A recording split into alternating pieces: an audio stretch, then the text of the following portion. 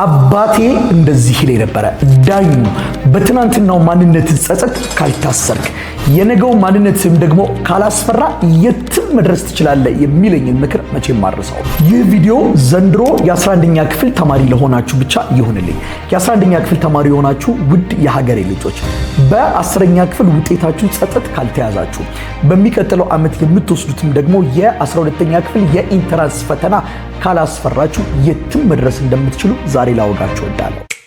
የ11ኛ ክፍል ተማሪዎች ይህ ዓመት ያለፈው የ9ኛ የ10ኛ ክፍል መልሳችሁ ከቨር የምታደርጉበት ዓመት አይደለም። እንዲሁም ደግሞ ቀጣይ እየመጣላለው ለ12ኛ ክፍልም የምትጨነቁበትና የምትዘጋጁበትም ዓመት አይደለም። ምክንያቱም እናንተ የ9ኛ አሊያም የ10ኛ አሊያም ደግሞ የ12ኛ ክፍል ተማሪዎች ሳትሆኑ ይልቁኑ የ11ኛ ክፍል ተማሪዎች ናችሁ። ስለዚህ ዘንድሮ ትኩረት አድርጋችሁ ልትሰሩበት የሚገባው ክፍል የ11ኛ ክፍል ላይ ብቻ ይሆናል ማለት ነው። ምክንያቱም ዘንድሮ የ11ኛ ክፍልን ትኩረት አድርጋችሁበት በሚገባ መስራት ከቻላችሁ ዳግም ላትመለሱበት ጥልቅ የሆነ ጥናት በ11ኛ ክፍል ላይ ማካሄድ ከቻላችሁ ውጤታማነታችሁ ምንም የማያጠራጥር ነው። ስለዚህ በምን መልኩ ማጥናት አለብን? የ11ኛ ክፍልን ሰኞ፣ ማክሰኞ፣ ሮብ፣ ሐሙስና አርብ እንዲሁም ቅዳሜ፣ እሁድን በምን መልኩ እንጠቀም የሚለውን በቀጣይ አብረን የምናይ ይሆናል ማለት ነው። እንግዲህ ይህ ቪዲዮ የተዘጋጀው አጠቃላይ ኢትዮጵያ ውስጥ ለምትማሩ የ11ኛ ክፍል ተማሪዎች ነው። ስለዚህ ማክሲመም ከትምህርት ቤት ወደ ቤት የምትገቡበትን ሰዓት 12 ሰዓት ብዬ ይዤዋለሁ።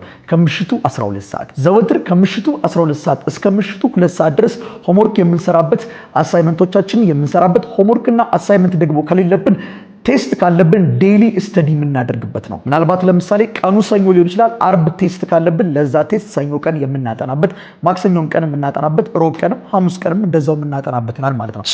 ሁል ጊዜም ዘወትር ከምሽቱ 12 ሰዓት እስከ ምሽቱ 2 ሰዓት ድረስ ለኪዩዝ አሊያም ደግሞ ለቴስት የምንዘጋጅበት ሆምወርካችንን የምንሰራበትና አሳይመንታችንን የምንሰራበት ነው። 2 ሰዓት ሲል እንቅልፋችንን እንተኛለን።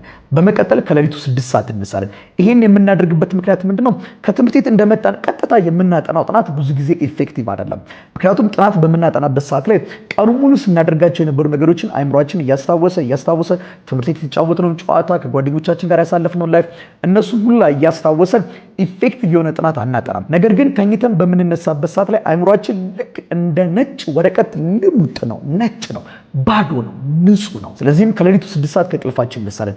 ከሌሊቱ 6 ሰዓት እስከ ሌሊቱ 10 ሰዓት ኢፌክቲቭ የሆነ ጥናት እናጠናለን ማለት ነው። ታዲያ ከሌሊቱ 6 ሰዓት እስከ ሌሊቱ 10 ሰዓት ድረስ አንድ ትምህርት ብቻ አይደለም የምናጠናው፣ ሁልጊዜም ሁለት ትምህርቶችን ነው የምናጠናው።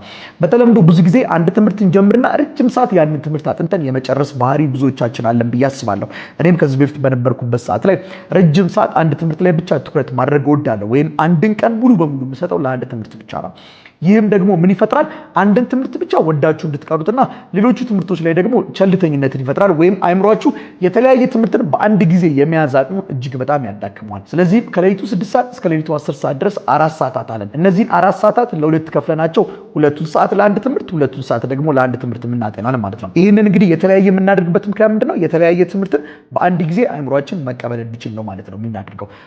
በምን መልኩ እናጠናለን? ሰኞ ምን ላጥና፣ ማክሰኞ ምን ላጥና፣ ሮብ፣ ሐሙስ፣ አርብ፣ ቅዳሜ ምን ላጥና የሚለውን ደግሞ በቀጣይ የምናየው ይሆናል ማለት ነው።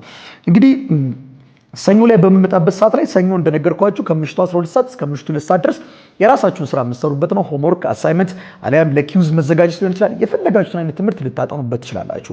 ከሌሊቱ 6 ሰዓት እስከ ሌሊቱ 10 ሰዓት ያለችውን ታይም ግን ሰኞ ምን ጊዜም ማትስ እና ባዮሎጂ ላይ የምናጠፋ ይሆናል ማለት ነው። ሰኞ ምን ጊዜም ከሌሊቱ 6 ሰዓት እስከ ሌሊቱ 10 ሰዓት ድረስ ማትስ እና ባዮሎጂ ላይ ጊዜ የምናጠፋ ይሆናል ማለት ነው። ከሌሊቱ 6 ሰዓት እስከ ሌሊቱ 8 ሰዓት አይምሯችን ነቃ እስከሚል ድረስ ማትስ ላይ በደንብ ትኩረት አድርገን እንሰራለን። ከሌሊቱ 8 ሰዓት እስከ ሌሊቱ 10 ሰዓት ደግሞ የባዮሎጂ ትምህርትን የምናጠና ይሆናል። 10 ሰዓት ሲል እንተኛለን። ጠዋት ደግሞ 12 ሰዓት እንቅልፋችን እንነሳለን ማለት ነው። እንግዲህ በቀን ውስጥ ንጹህ የሆነች የ6 ሰዓት እንቅልፍ እናገኛለን። ከምሽቱ 2 ሰዓት እስከ ሌሊቱ 6 ሰዓት የ4 ሰዓት እንቅልፍ እናገኛለን። ከሌሊቱ 10 ሰዓት እስከ ጠዋቱ 12 ሰዓት የ2 ሰዓት እንቅልፍ እናገኛለን። በአጠቃላይ 6 ሰዓታትን ንጹህ የሆነ እንቅልፍ እንተኛለን ማለት ነው። ሰኞም በዚህ መልኩ የምናካሄድ ይሆናል። ማክሰኞም እንደዚሁ ከትምህርት ቤት ስንመለስ ከምሽቱ 12 ሰዓት እስከ ምሽቱ 2 ሰዓት ድረስ ለኪውዝ ሊሆን ይችላል፣ ለቴስት ልናጠና እንችላለን፣ ሆምወርክ ልንሰራ እንችላለን፣ አሳይመንት ልንሰራ እንችላለን። ከ12 ሰዓት በፊት ቀደም ብላችሁ ቤት የምትገቡ ልጆች ደግሞ እጅግ በጣም እድለኛ ናችሁ። which means ሰፊ ሰዓት አላችሁ ሆምወርክ ለመስራት፣ ለቴስት ለመዘጋጀት፣ ለኪውዝ ለመዘጋጀት፣ ሌሎች ነገሮችንም ለማጥናትና ሌሎች አክቲቪቲዎች ላይ ለመሳተፍ ሰፊ ጊዜ አላችሁ። 12 ሰዓት ግን ማክሲመም የምንገባበት ሰዓት ነው ብዬ አስባለሁ። በመላው ኢትዮጵያ የምንገኝ የ11ኛ ክፍል ተማሪዎች ማለት ነው። ከ12 ሰዓት እስከ 2 ሰዓት ሰኞ ያደረግነውን ድርጊት አሁንም እንደግመዋለን። 2 ሰዓት ሲል እንተኛለን፣ ለሊት 6 ሰዓት እነሳለን። ከሌሊቱ 6 ሰዓት እስከ ሌሊቱ 10 ሰዓት ኢፌክቲቭ የሆነ ሰዓት እንጠቀማለን። 2 ሰዓት ለ2 ሳብጀክት እንሰጣለን ማለት ነው። ማክሰኞ ደግሞ ከሌሊቱ 6 ሰዓት እስከ ሌሊቱ 10 ሰዓት ድረስ ፊዚክስ እና ኬሚስትሪ የምናጠና ይሆናል ማለት ነው። ከሌሊቱ 6 ሰዓት እስከ ሌሊቱ 8 ሰዓት ፊዚክስ የምናጠና ይሆናል። እንግዲህ ካልኩሌሽን ያላቸው ቁጥር ያላቸው ነገሮች ቅድሚያ እንሰጣለን። ለምን ለሊት 6 ሰዓት እነሳለን፣ በደንብ አርክተው ለማንቃት ስለሚጠቅሙ። ከሌሊቱ 6 ሰዓት እስከ ሌሊቱ 8 ሰዓት ፊዚክስ እናጠናለን።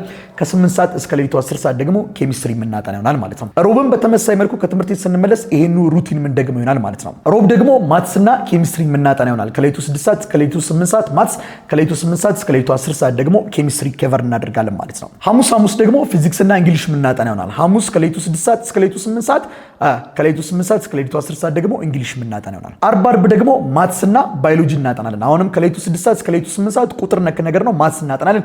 ከሌሊቱ 8 ሰዓት በኋላ ደግሞ ባዮሎጂ ከቨር የምናደርግ ይሆናል ማለት ነው። ቅዳሜ በምንመጣበት ሰዓት ላይ እንግዲህ ቅዳሜ ከጧት እስከ 9 ሰዓት ያለውን ታይም ለተለያዩ አክቲቪቲዎች እንጠቀመው እንችላለን። ትምህርት ቤት ቲቶር ልንጠራ እንችላለን።